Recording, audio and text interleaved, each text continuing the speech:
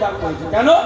অভিষেক বন্দ্যোপাধ্যায়ের মতো একটা হেভিওয়েট প্রার্থী বিরুদ্ধে একটা দুবারের হেরো প্রার্থী একবার আন্নার লগড়া ভোটে হেরেছে, একটা মুরগিকে অভিষেক বন্দ্যোপাধ্যায়ের বিরুদ্ধে ভোটে দাঁড়িয়েছে।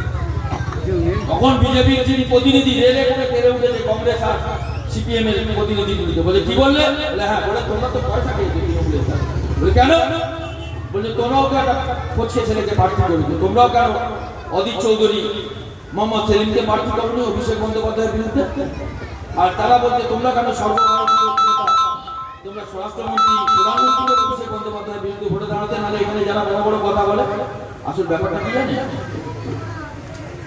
বিজেপি সিপিএম কংগ্রেস কোন নেতা অভিষেক বন্দ্যোপাধ্যায়ের বিরুদ্ধে ভোটে দাঁড়াতে চায়নি, জানে এমন হার হারবো সারা জীবন মানুষ মনে রাখবে। অতএব অভিষেক বন্দ্যোপাধ্যায়ের বিরুদ্ধে আমরা তাই একবার ওই দুবারে হেরো প্রার্থী আমাদের আমতলায় থাকে, মুরগি পেয়েছে বিজেপি ভোটে দাঁড়াতে